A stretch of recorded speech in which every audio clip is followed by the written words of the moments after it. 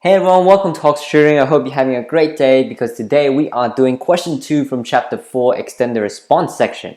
Right, so this question is, I would say, fairly simple, fairly nothing too extreme, but there are some tricky sections. So that's why I want to go through this. So let's head into the question. Question 2. Let v equals 2 plus I and pz equals z cubed minus 7z squared plus 17z minus 15. Ooh. So that is your cubic expression right there. Show part A, show by substitution that p 2 plus I equals to 0. Okay, so the first thing is this is an extend the response section, so you can definitely use your calculator. So what that part A wants you to do is you essentially just sub in p 2 plus I. Okay, but in the exam, if this actually happens, you have to at least not just say, yeah, using CAS, I got my answer, okay? You have to show some working out first. So write your working out, plus 17, 2 plus I. So yeah, you do not want to lose 1 mark on this. It's too simple, okay? And then once you write this, you enter this into your CAS. So 2 plus I cubed, enter it separately. And then minus 7, 2 plus I square, whoops, right there. And then plus 17, 2 plus I. You enter that separately, and then you write it down, okay? So if you were to write it down, guys, what you would get is, I'll get some more space for this because I think this is quite long. It is actually really long. But what you should get on your calculator, so you actually enter it in your calculator, but you don't directly just say, p 2 plus I using CAS equals to 0. Okay, do not do that. You will lose the mark. You won't even get the mark. Okay, so you write whatever you get in your calculator. 8 plus 12. And then at the end it should equal to 0. Okay, so essentially all you have to do was write this and then write an extra line just in case, and then that's it, equals 0. But what they really want is this first section right here. Okay, so that's pretty much part A. And by showing that 2 plus I, when you sub 2 plus I and this expression is equals to 0, or this equation is equal to 0, then Z, what that means is, so this is just something that we're going to use soon, but that means Z minus 2 minus I is a factor, okay? So essentially it's just shifting, so your answer is Z equals 2 plus I, so that's called a solution or called a root. Just trying to make it as nice as possible. It's 2 plus I, and then all we did was shift this 2 plus I to the left hand side. If you ever want to find more, if you want to discover more about this, you can check out one of my other tutorial videos where I talk more extensively on this. But for this video, let's keep moving on. Part B. Find the other two solutions of the equation pz equals to 0. So we know that z minus 2 minus I is a factor, or z equals 2 plus I is one of our solutions. And since the coefficients are all real, so if you look at the coefficients in front of your z's, they're all real coefficients, then that means your set of possible answer right here is you have one real and two complex, of which they are conjugates, okay? So conjugate pairs, right? Because the reason why is if your two complex are conjugates, when you multiply conjugates with one another, then you get a real. So I'll give you an example. If I have z minus I, and of course the conjugate for that would be z plus I, if you were to multiply that together, you'll see it's actually real. An even greater example, I guess, in this case, we might as well just use this, is that if I was to multiply z minus 2 minus I and z minus 2 plus I, what you actually get, you'll see it's all real, okay? You won't even see the imaginary number, so no more i's in there. So let's expand. Z squared minus 2z plus iz minus 2z plus 4 minus 2I, and then minus iz plus 2I minus I squared. Minus I squared is essentially minus 1, minus 1, so that's plus 1. And you can see that if you look at all the terms with imaginary numbers, they all disappear. See? Right there. And what you're left with is the real coefficients. So that's z squared minus 4z, so these two, and then that's plus 4, plus 1, plus 5. Right, so we already have two, so you have two conjugates, two complex that are conjugates, and then one real. Another set of possible answer, of course, is just 3 reals. but we know that this is a factor. Z minus 2 minus I is already a factor, so it can't be this set. It can't be 3 real. It can only be 1 real and 2 complex, of which they are conjugate to one another, okay? So that is your quadratic factor, and if you want to find the remaining factor, because just look at our expression, that's a Z cube.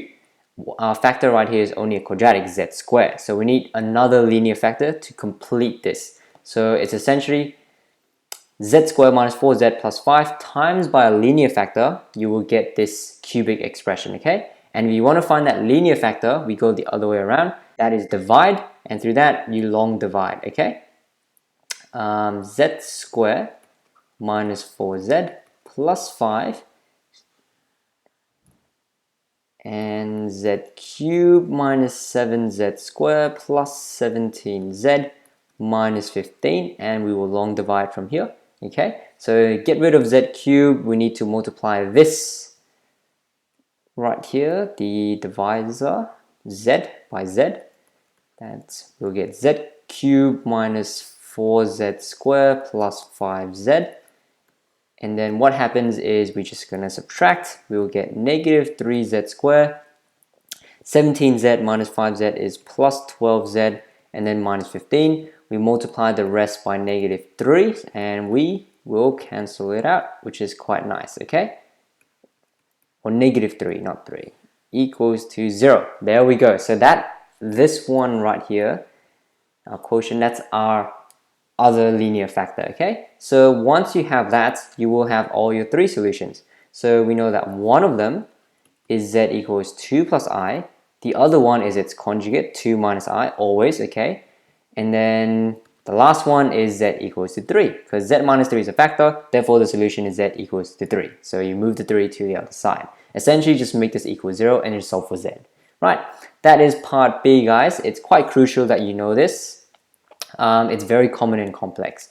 Part C, let I be the unit vector in the positive real direction, and let J be the unit vector in the positive imaginary direction. So essentially it's saying, right, I have my axes, this would be the I component and that would be the J component. Okay, let A be the point on the Argand diagram corresponding to V equals 2 plus I, so that's somewhere here. I'll draw it just quickly here, I'll draw it again later. 2 plus I on the positive quadrant, that's V. And then we have B on the Argand diagram corresponding to 1 minus 2i, so that's maybe somewhere here. Okay, 1 minus 2i. And then we need to show that OA, so now this is working with vectors. See how vectors and complex number can combine? Although in the exam you won't see this as often, but you might see it sometimes. So it's quite handful. Show that OA is perpendicular to OB. So it's saying, okay, I want to show that O to A is perpendicular to O to B. And if you know vectors, if you want to show that two vectors are perpendicular, then the dot product should equal to 0. Okay, so let's get into that. Part C. Now, what is vector OA first of all? We know vector OA is from O to the point V, and V is 2 plus I. 2 is our real component, so that's essentially our I vector. Yes, I know there's another I here, but this is I vector, this is the imaginary number, they're different. You can write that as 2I plus J, okay, and for point B, you can write this as I, okay, minus 2j. And yes, you don't have imaginary numbers anymore. Now you're turning into vectors. So it's 2i plus j and I minus 2j. So I'll write that down here. 2i plus j, and OB is I minus 2j, okay? And then of course, if you want to show that they're perpendicular, it's just OA dot product OB. You should be able to see it here, hopefully. Dot product I minus 2j. Now, of course, when you're dot producting, I hope that's a word, I times I, j times j. That's it. Do not multiply I with j and j with I, okay? So in this case, we get 2. So multiply the coefficients. Remember, I times I, or vector I times vector I is you only multiply the coefficient. There is no complex here. Okay, so do not fall for the trick. This is very sad if you fall for the trick. And then j multiplied by negative 2j. so that is just -2, and of course you get 0. So that is part C, guys, and let's move on to the next one, part D. Okay, what does it say? Find a polynomial with real coefficients and with roots 3, 1 minus 2i, and 2 plus I. Okay, so I'll just write it here. The roots are z equals to 3, z equals to 1 minus 2i, and z equals to 2 plus I. And we only want real coefficient for our expression.